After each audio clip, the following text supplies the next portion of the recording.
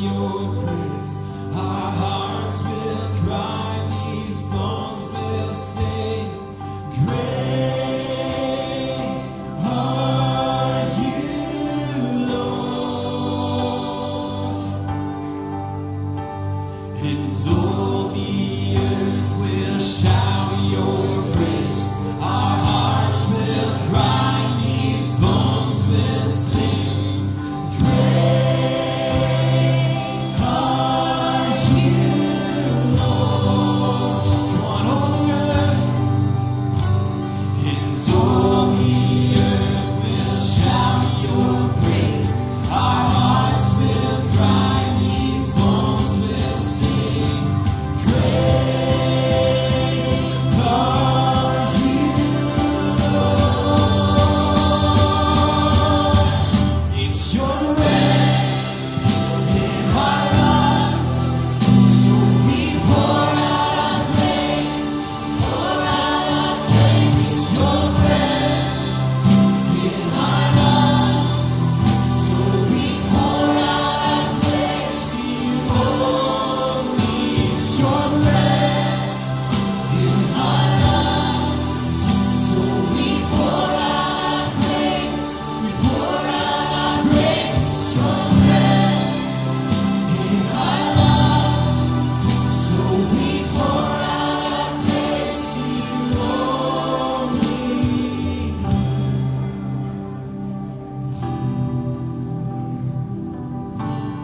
We pour out our praise.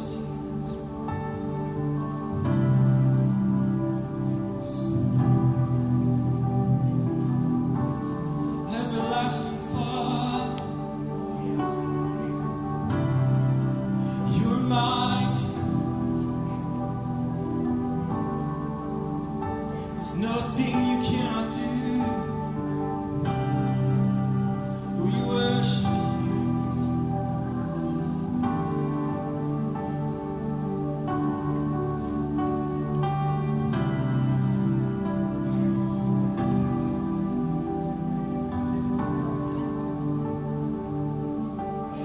There's something really cool about a large room filled with believers that are shouting praise to the Lord our God.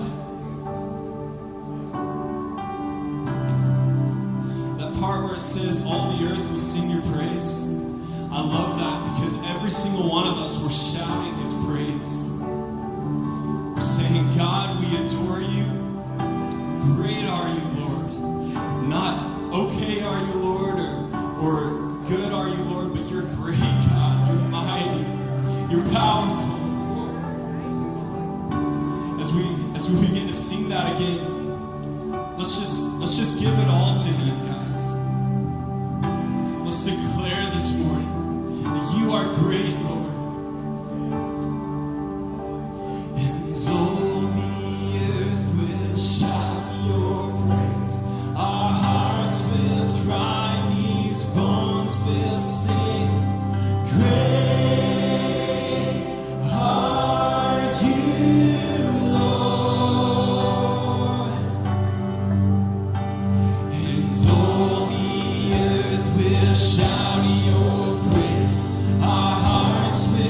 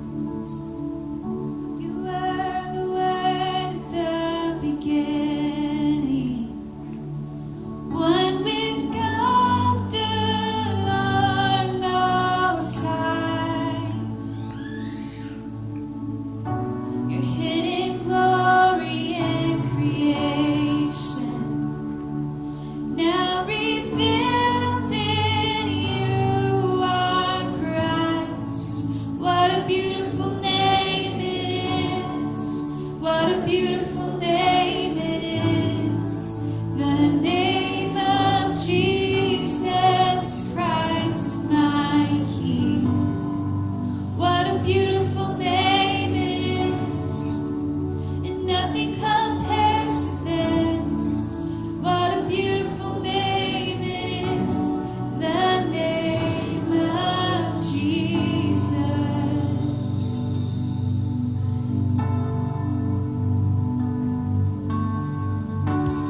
You didn't want heaven without us, so Jesus, you brought heaven down. My sin was great, your love was greater. What could separate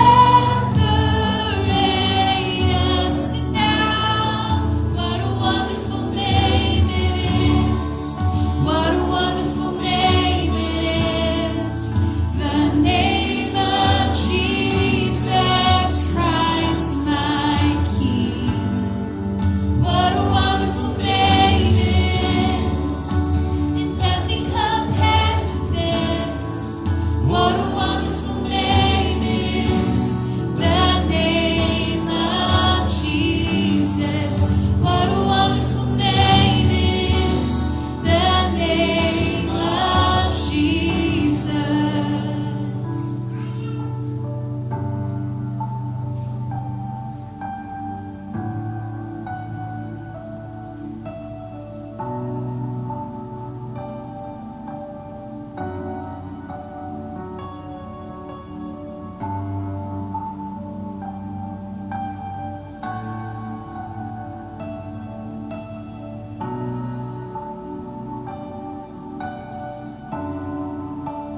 Death could not hold you, the veil tore before you.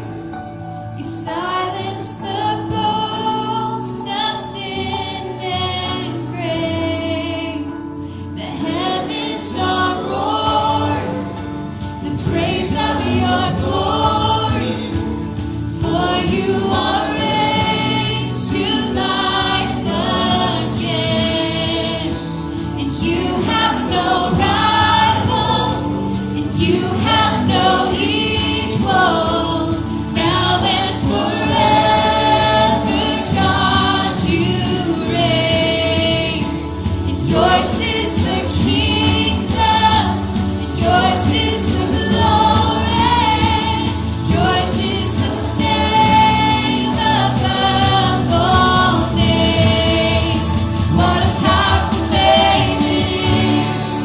What a powerful name it is. The name of Jesus Christ, my King. What a powerful name it is, and nothing can stand against. What a powerful name it is, the name of Jesus. And you have no rival, and you have no equal. Now and forever, God, you reign. And yours is the kingdom, yours is the glory. Yours is the name above all names. What a powerful name it is. What a powerful name it is. The name of Jesus Christ, my King. What a powerful name it is, and nothing can stand against. What a powerful name it is, the name of Jesus. What a powerful name it is, the name of Jesus. What a powerful name it is, the name of Jesus. It's so fitting that Caleb is here today. We are going to share Caleb's story with you. There's something that happens in life. It's called testing and trials. Do you remember when Jesus was led by the Spirit into the wilderness? Do y'all remember that? and he was led there, and it was a time of testing. It was a time of trials, and we don't know everything that happened on that journey into the wilderness, but I can assure you of something. It was a very trying time for the Lord. And as we go through life, we find that we all have trying times. Some of you today, you're in a very trying time. There are difficult moments, or difficult days, or difficult weeks, months, years, seasons that we go through in life.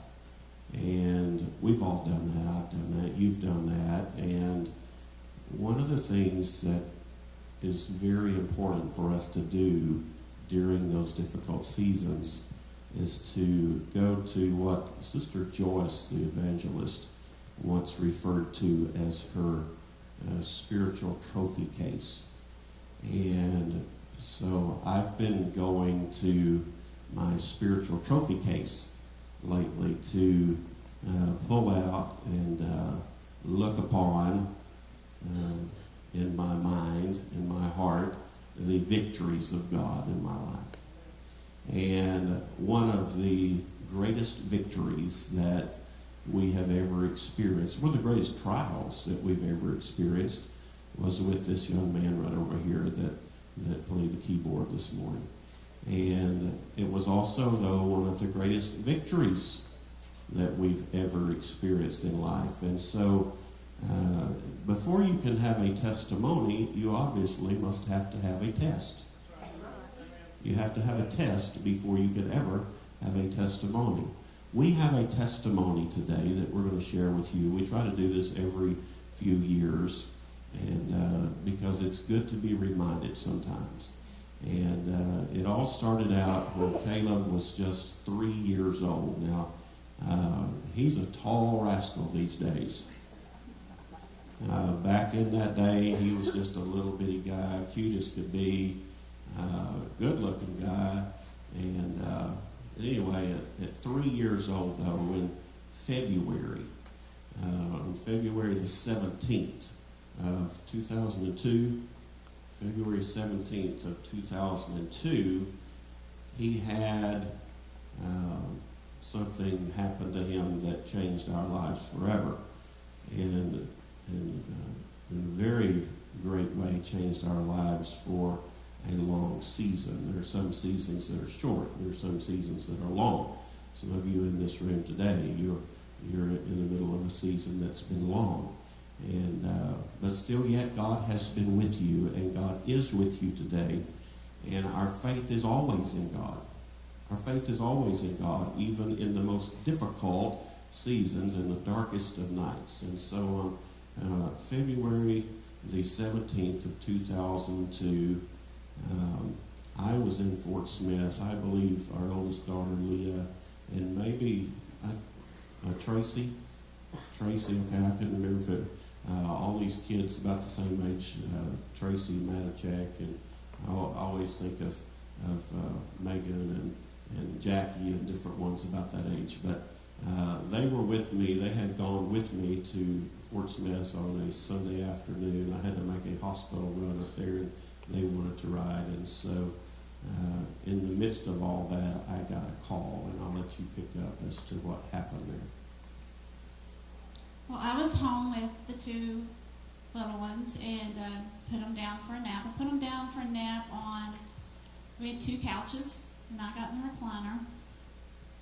And they went to sleep, and I laid back and was going to take a nap too, because that's what we do when we have little kids. Sister Bonnie has taught us to religiously take a nap. Mm-hmm. Plus it's Sunday, it's the rule. And, nothing happened. I just had a feeling. And, the older the kids get, I recognize that feeling for what it is. And so I remember the TV being up and me turning it down and just looking, thinking, what is it? And I just sat there for a minute. And then I noticed that Caleb was... something was happening with him. He was stiff. He was blue. Stuff around his mouth. He didn't seem to be breathing at all. And Lydia was sleeping. She literally woke up to me screaming, and I had Caleb up in my hand just screaming because I had no idea what was going on. And called 911. Could not get a hold of any of my family. Could not get a hold of my husband. And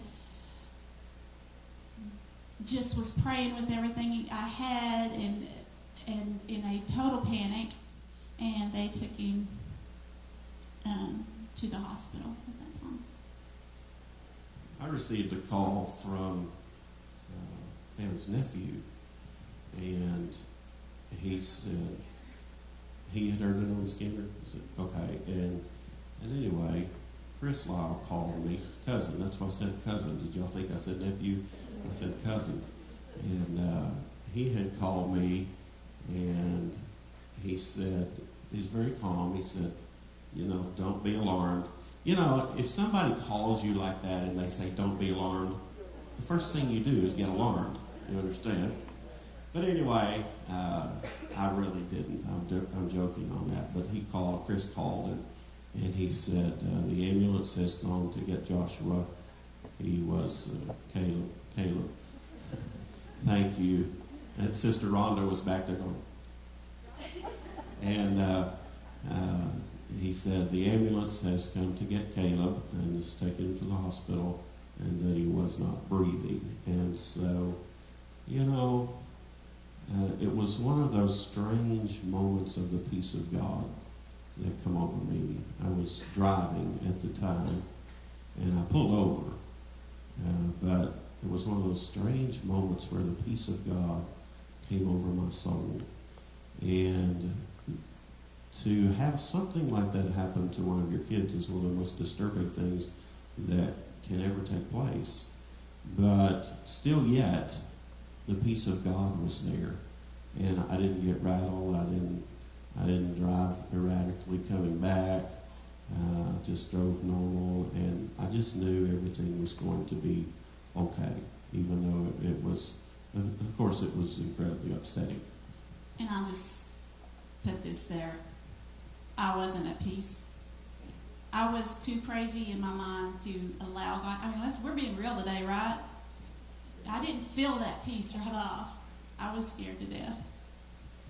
And so, ultimately, what had happened was that Caleb had a grand mal seizure, and I really don't know how long he had seized, but of course it was a serious thing. Of course, there he was at the hospital, and so the hospital's trying to figure out what's going on.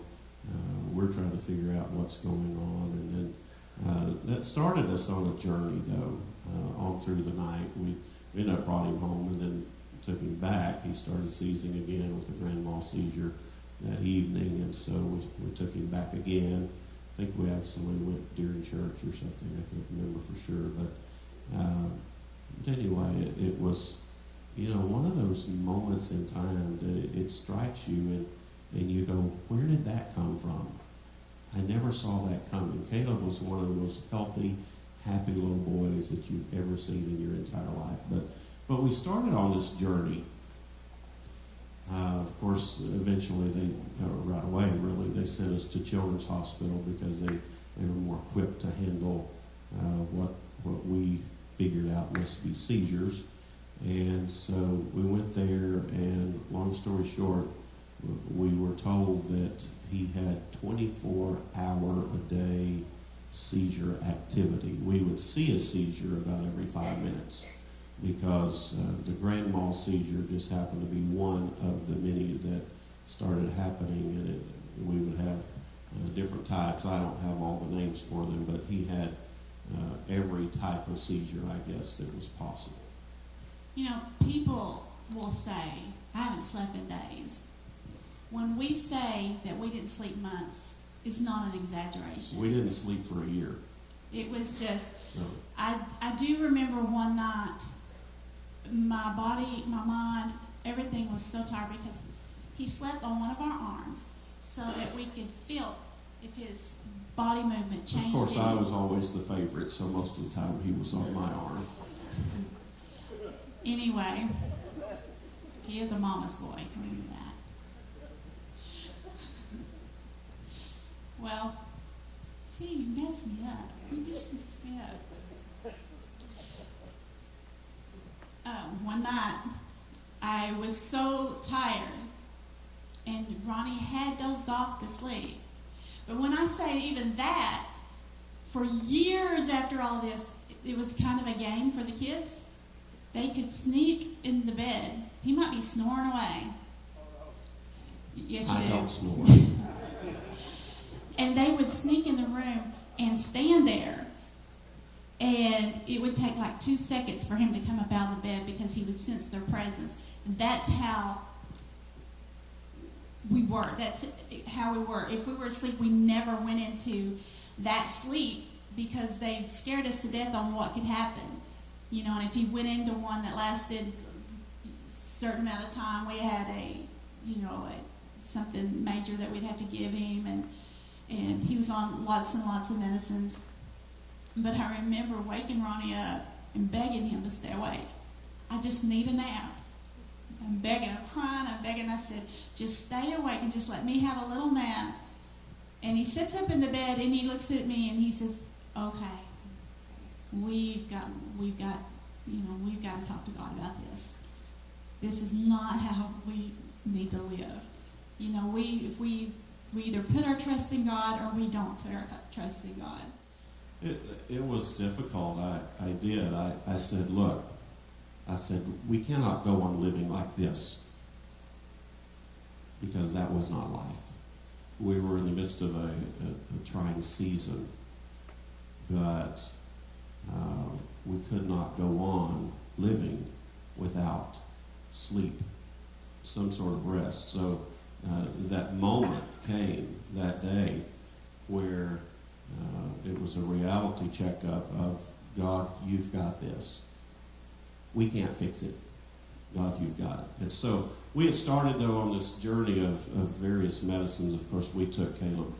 We prayed for Caleb. Everybody prayed for Caleb. We took Caleb to, I think, even a Benny Hinn crusade. We took Caleb everywhere because we love that little guy. I mean, we just loved him so much. And of course, that's the way you do with your kids. But we took him everywhere. We prayed for him. We had all sorts of things, people telling us various things. Some of them were crazy, and some had faith, and some had fear and doubt and things like that. And this mama got into a couple people's face for what they told us to. When it comes to my babies. And but we started down this road. I should perhaps say Caleb started down a road of taking various medicines, and his esophagus would even get burned to the point that you would just try to give him medicine because he had to take his medicine. And so, yeah, we'd put it, sometimes we'd even try to put the medicine in food. I remember being in, I believe it was Heavener or Podo one day, and we just, we had to get the medicine in him. And so we were at a pizza place, I believe, and anyway, he couldn't hold down food. And it was just, what a journey that was, without being too graphic. And then we tried various medicines. No medicine ever worked. No medicine ever worked. There was a medicine or two that changed his seizure activity to different types of seizures, but it never would. There never was a medicine that could calm down his seizure activity. We had a medicine called Depakote, which y'all may have heard of. And that's the one that burned his esophagus so bad. But also, they put a fear in you over just the medications. It's crazy side effects on a lot of the medications we take. And so we would have to take him in every 3 to 4 weeks and have blood tests to make sure his liver's okay. And Depakote made my angel mean. It did. It's awful. But I remember coming in. Let's explain that a little bit. Some of these medicines and even the seizure activity itself was coming from the part of the brain that dealt with behavior. And then some of these medicines made things just exaggerated. And so, yes, his behavior wasn't always good. He's a perfect angel now, but back in, when he was 3 and 4 years old, it was a different story. He could fly. He could even fly. That's actually where I was going. Yeah. So we go to Children's, and on the way back, on this time, he had the biggest grand mal seizure. And I called them, and we had just had the blood tests and stuff. And they're like, well, we need to talk to you anyway. You need to take him off of Depakote now. And I'm like, there is no way. Y'all have scared me to death with even missing a dose. You don't take it, or he might have a seizure you can't stop. You have to so gradually get off this medication. They said, you don't understand. Caleb cannot have another dose of Depakote in his system. He said, but don't worry. We have this drug. This was on a Friday. Thursday, I don't know. It's toward the weekend. And it's called Ativan. Everybody's heard of Ativan. Well, he will sleep the whole weekend. The whole weekend. And he won't cease. This will do it. So we don't give him the Depakote. We get the Ativan. And the child slept none. We couldn't keep him. I mean, it was everything to keep him from being hurt. I mean, we would literally have to tie him in chairs because he would seize and bloody up his face. It was just a 24/7.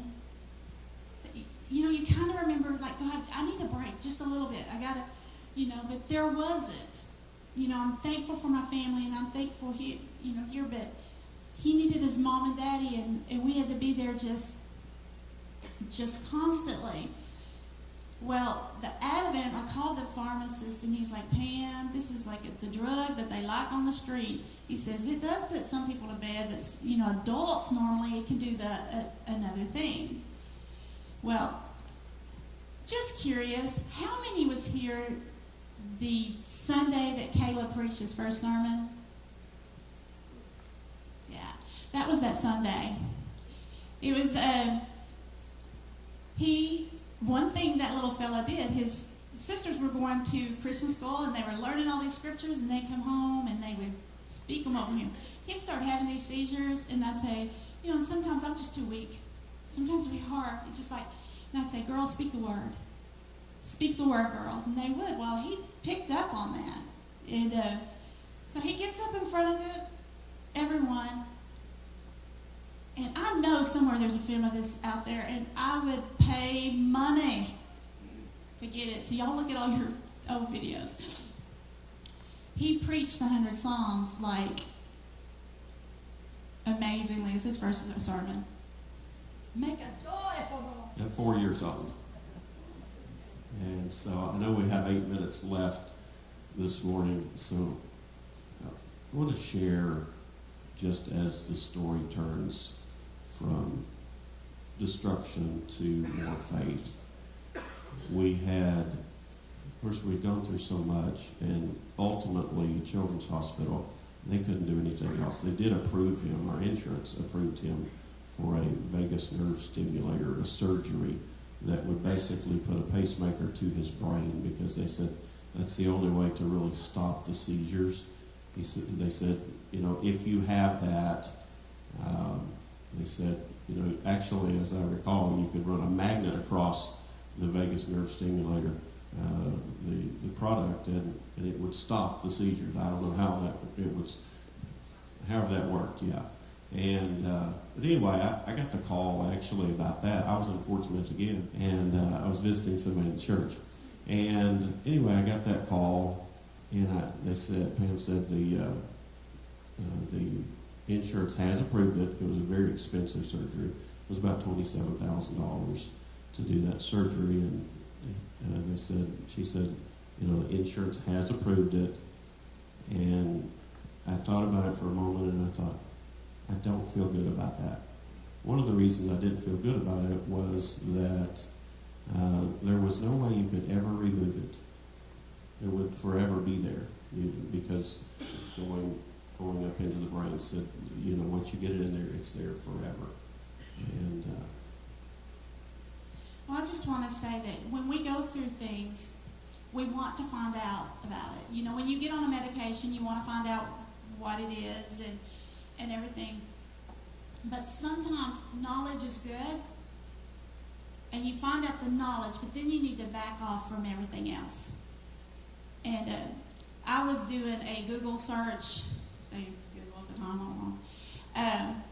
And every time I would put Caleb's symptoms in, this syndrome would pop up. And do I know the syndrome? I can't pronounce it, but I still won't say it. I'm just stubborn like that. And anyway, on this syndrome, Caleb would be a vegetable by the time he's a teenager and dead by the time he's 20. And so I'm like, I never want to hear that again. And so his last time hospitalized, and I mentioned it the other day up here, I was so overwhelmed that I went and I stayed at my uncle's house and left Ronnie in the bed with him. And the very next morning when I came, the doctor came in and said that word. That word I prayed would never be said. And she says, that's where everything is going toward, this syndrome. She says, but I'm not going to say that he has that at this point, because I have never seen a child with this syndrome that could quote the 100 Psalms and you remember scripture like he does. So at this point, we're going to put that on the shelf. We're going to keep testing, but we're going to see. And that's why I just remember saying, God, I ask that never comes out of their lips again, ever. Because when he was a baby, God gave us promises. And that's one thing I remember standing on. It's like, God, when I was pregnant, you told us this. And when he was a baby, you told us this. And you would not have told us this, and I know it was you, if my baby's going to be a vegetable or if he's going to die before he's 20. Okay. So, Children's Hospital, they were doing all they could, and we were constantly trying to keep Caleb from getting hurt, and specifically his head. Craig's back there shaking his head because he remembers it, and we ultimately had no choice, but the Children's Hospital suggested that we fit Caleb with a helmet, and so we went over there and did that, and so Caleb... Now, I refused this for a long time. If you remember, I refused it because that was admitting he had epilepsy, that he had a problem. And I refused it until I was holding him as he was going to the bathroom one day, and he had a seizure so hard that he slipped out of my hands and hit his head on the toilet, and we had to go have CT and everything else, and I'm like, really? You know, I refuse a helmet because I'm refusing to come to terms with this. Now that God can heal, but sometimes, until he does, we got to be wise. So Caleb was fitted with this little blue helmet, this helmet here, and even with the helmet, he was cute, But anyway, it was tough, it really was. But we would constantly, though, we would speak faith. We would quote scripture, things like that. We went to a singing in Fort Smith in January of 2003. And the Isaacs, a lady from the Isaacs, Arnold, that's what I said, the Arnolds. A lady from the Arnolds, she sang a song. She led a song that said, "When nothing but a miracle will do." There's nothing that the hand of God cannot bring you through. I know He's more than able, and He will deliver you. When nothing but a miracle will do. So Caleb's 4 years old by now, and he picks up on this song, "When nothing but a miracle will do." And little 4-year-old Caleb, he will just burst out singing that song. I mean, just all of a sudden, when nothing but a miracle will do. Yeah, well, it doesn't matter. Walmart, Pizza Hut, it didn't matter where it was. Church, it could be wherever. But anyway, he wears the little blue helmet constantly because we just could not take it off because he was still having so many seizures. And only when we're holding him or he's asleep. Yeah, if he was in the bed or if we were holding him, and even when we were holding him, usually had it on because just the aggravation of strapping it on and taking it off and things like that. But there was a snow day, though. Can I skip ahead to the snow day? How many of y'all in school, you like snow days? I like snow days. And 1 year and 12 days after that first grand mal seizure, there was a snow day. And so Caleb, little 4-year-old Caleb, he got to stay home. Now keep in mind, he was home anyway? Okay. The other kids maybe did or something. But it was a snow day anyway. And anyway, on that particular day, he walked in to see his mom, Sister Glenda Blake. Many of you remember her, his grandma. And you have to recall, those of you that were there, that she had said, was it her that originally said it? Said, now, Caleb said, there's coming a day when we will put this little blue helmet on a shelf as a reminder of what Jesus has done for you. She said, there's coming a day. And so he never forgot that. We never forgot that. So on this snowy day, Caleb walks into the little office room where she was at the house and walks in and says, "Me, Mom, you can take my helmet off now. Jesus healed me." I'll let you pick up there because I know that wouldn't go over real well with Mama because you can't take the helmet off. Well, they tell me, and I'm like, no, there's no way he's taking his helmet off, You have to understand, there has been so much blood, bruised, black eyes, cuts. A lot of y'all, we were sitting with at a table, and he just busted himself, would tie him into a chair, and this was all the time. This was just all the time. I'm like, no. And she says, but he said Jesus healed him. What are you supposed to tell a kid? And I'm like, I said, okay, call his daddy. But anyway, he said, "Me, Mom, take my helmet off. Jesus has healed me." He said, "You can put it on the shelf." And so, they called me and I said, "Well, put it on the shelf then." And can I tell you that since that day, the helmet has been on the shelf every day since.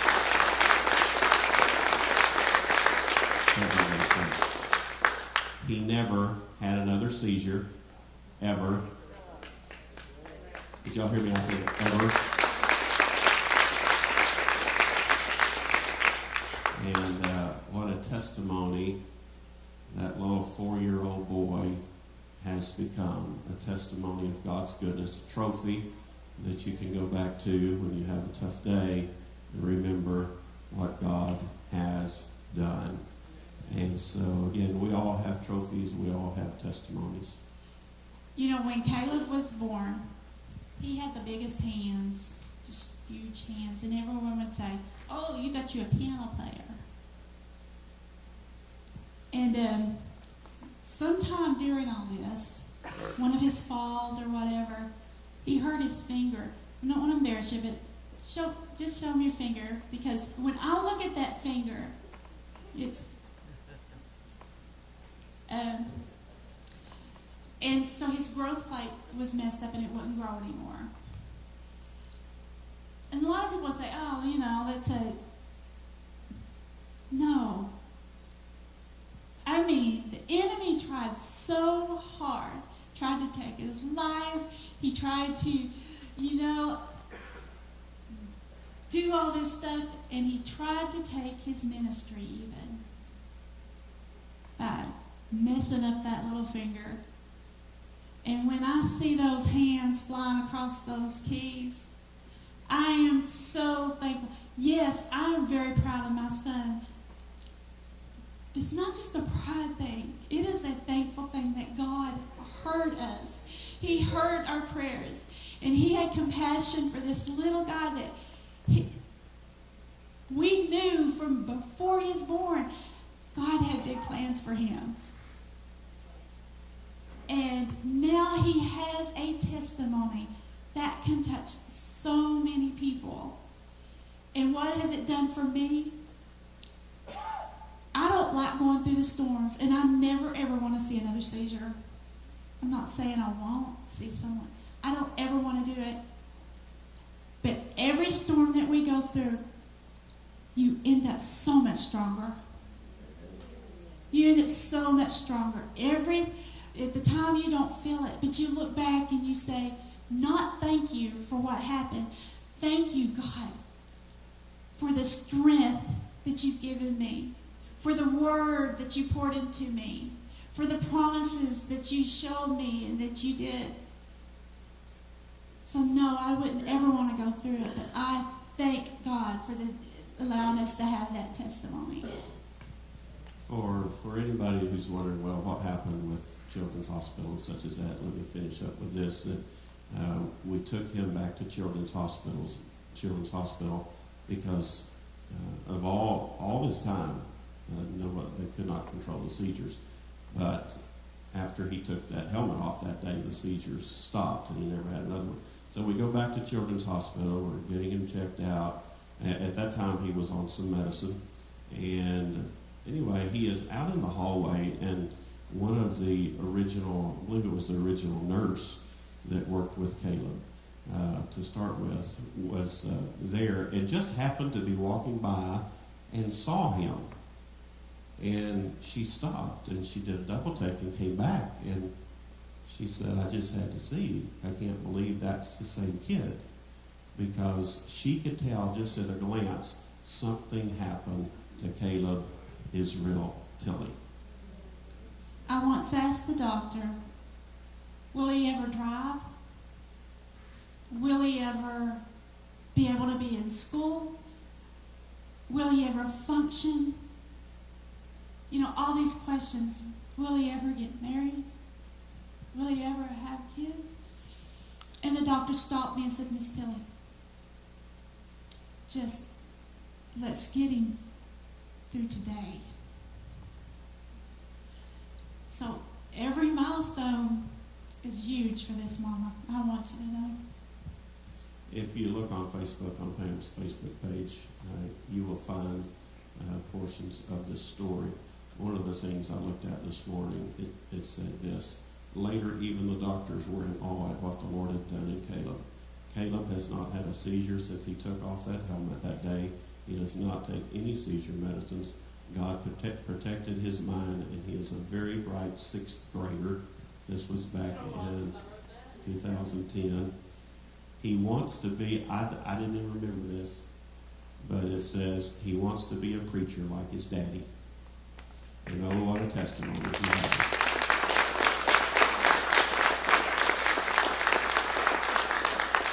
And just so you know, anytime you walk in my office, unless it's out here doing a sermon, you're going to find this blue helmet on a shelf. Would you give God glory today? Brother Caleb, would you come to the keyboard, please? And Abby, you may want to go with him, I'm not sure. Sure, if you'll use the microphone. There's never been a little kid mean as much to me as Caleb.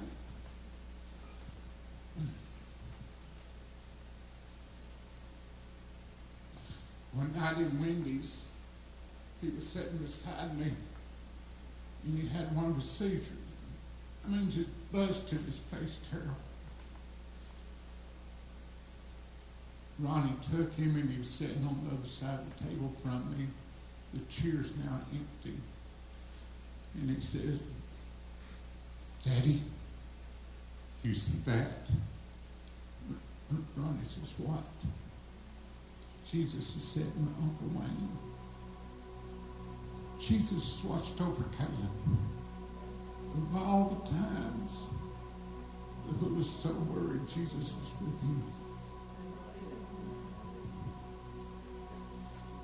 The old sanctuary, we have a baptistry in the front of it, and we were redoing, repainting in there, and several people were there working, several people from the church, and we would try to keep a watch on Caleb because you just never knew what was going to happen, when it was going to happen. Well, we were back in the back looking toward the front where the baptistry was, and we caught a glimpse of Caleb walking across the ledge on the back of the baptistry, and somehow, did he have a helmet then? He didn't have a helmet at that time. And there he was walking across the ledge of the baptistry, just like a boy would do. And as he comes across the back ledge, how many of you know those baptistries, they're deep. I mean, they're really deep. The next thing we know, right on that edge, he has a seizure, and he just instantly just drops, just dives headfirst into the baptistry. And of course, we all take off running to get the little guy, and he wasn't hurt at all. He was just fine. And a short while later, he was with his mom, Sister Glenda, and they were traveling out north of town, and they got in an accident. And afterwards, Caleb said this. He said, "You know me, Mom, that same angel that caught me in the baptistry was the same angel that was with us in this wreck today." God be exalted in everything, 'cause we